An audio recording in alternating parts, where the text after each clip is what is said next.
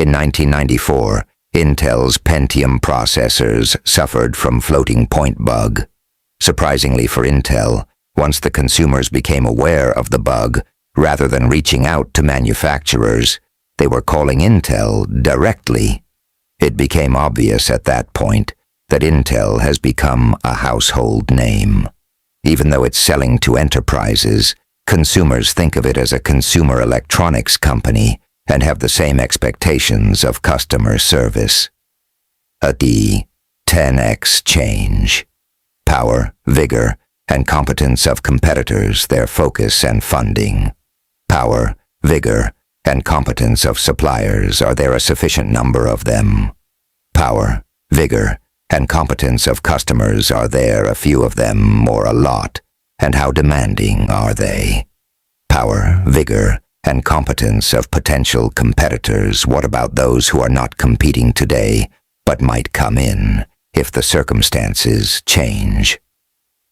The possibility of substitution. Can some other product/service substitute for your product/service? This is the most deadly. Power, vigor, and competence of complementors. Some products work well with other products. For example, cars need gasoline. A sudden change in the magnitude of these forces by an order makes it 10x force. A 10x force makes a company go through an inflection point. Either the business reaches new heights, or it declines. The morphing of the computer industry. Till 1980, the computer industry was split along verticals competitors. They built chips, OS, as well as the application software.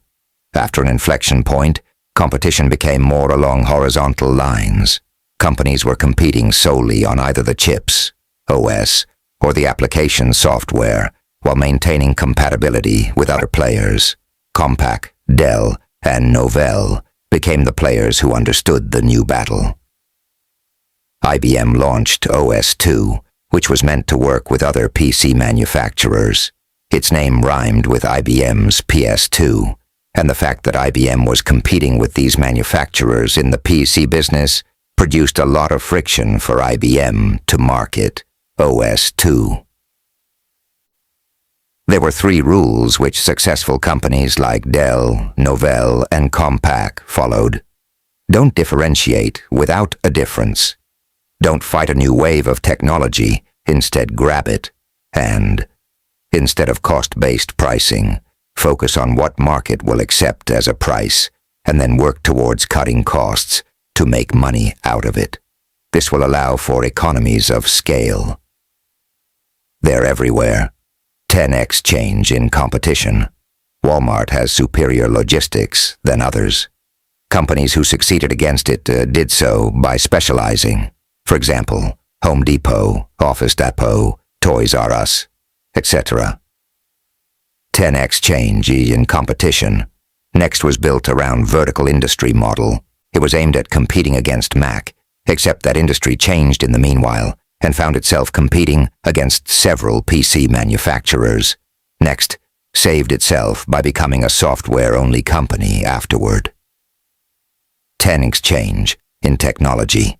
From 1927 onwards, movies started to have sound. Some actors lived in denial, while some accepted the change and became successful. 10x change in technology. When ship containerization was introduced, Seattle and Singapore became major ports by modernizing themselves. 10x change in technology.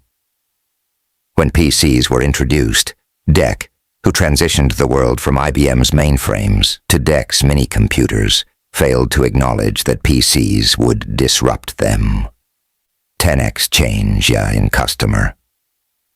In the 1920s, Ford failed to acknowledge that customers are looking for more style and leisure than its standard Model T GM, won by introducing those models. Supercomputer industry and Cray Computer Corp. died at the end of the Cold War as computing-based moved to microprocessors and government spending dried up. 10x change in suppliers. Travel agent commissions used to be the third largest cost for airlines after labor and fuel. Eventually, airlines started to put a cap on commissions. Bossani, 10 exchange ed in complementors. PC industry and Intel are mutually dependent. Any changes to one impact the other. 10 exchange in regulation. In 1906, the Food and Drugs Act was passed, mandating that all medicines must label their ingredients, so things like morphine and cannabis have to be either removed or the company will lose the market share. 10 exchange in regulation. In 1968, FCC ruled that telephone company cannot mandate its equipment for customers. Bell Systems' monopoly in equipment was lost. Its monopoly reduced even further when in 1984, AT&T finished its voluntary breakup into 6 Baby Bells. The new Baby Bells learned that they needed to prepare for competition. Privatization of state-owned companies produces the same impact, where they either fail or learn to become good at marketing. Why not do it ourselves? Intel started in 1968, and by 1984, its primary revenue line, that is, memories, were struggling against Japanese competitors. CEO Gordon Moore and Andy realized that if they bring in a new CEO, he will get Intel out of memory business. Therefore, they decided that Intel should get out of memory business. 4 out of 5 fabs were already producing microprocessor chips instead of memories, because the fab resources were being reallocated automatically based on profits.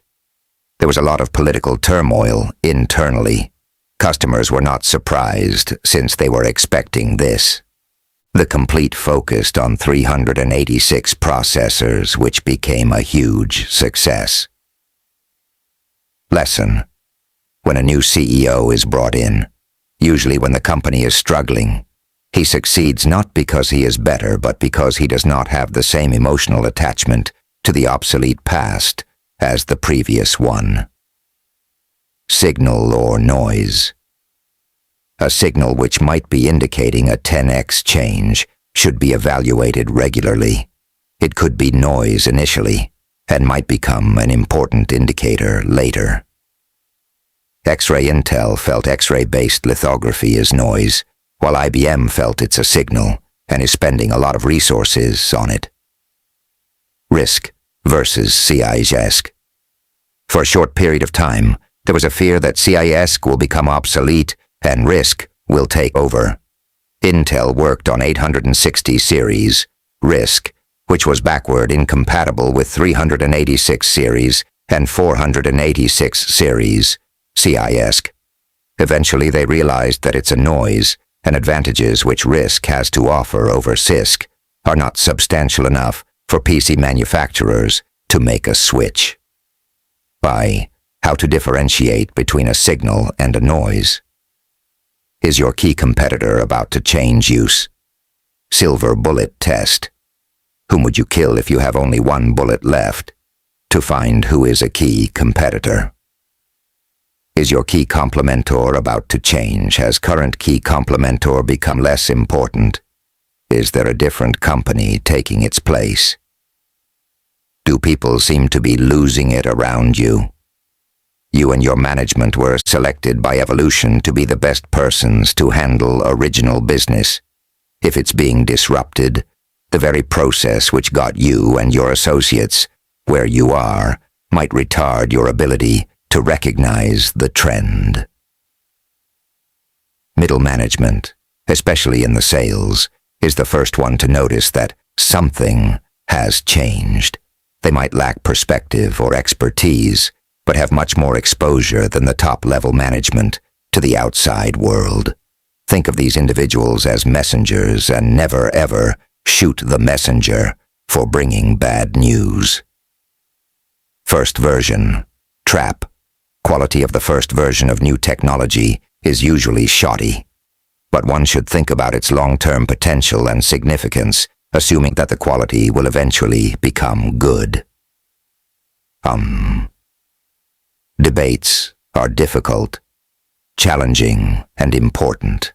It's never clear on how to navigate inflection points, and therefore debates which bring in different perspectives are important. Let chaos reign. The inertia of success. Senior managers prefer to spend time on same old strategies since they are good at it. They find it uncomfortable to focus on the new one, and hence fail when inflection points are encountered. Some experimentation is necessary to prepare for inflection points. It's better to start early, when revenues and profits from current products are strong, than to start late, when revenues are declining and competitors have already captured significant market share. Reign in chaos. To cross the chaotic valley of death, inflection point, one should come up with simplified directions. For example, as Intel was struggling in the memory business, a new direction was Intel, the microcomputer company. Such directions set up further actionable directions. For example, for Intel, half of the managers should learn or will be replaced with people who knew the software. The resources, physical or human, should be shifted accordingly. While navigating inflection points, it's important for everyone to aim for one single direction. Don't split the company along multiple directions. Hedging is expensive and it dilutes commitment.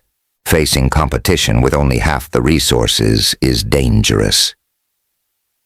It's important to make the message clear to media, since employees put more weight on what they hear from outside.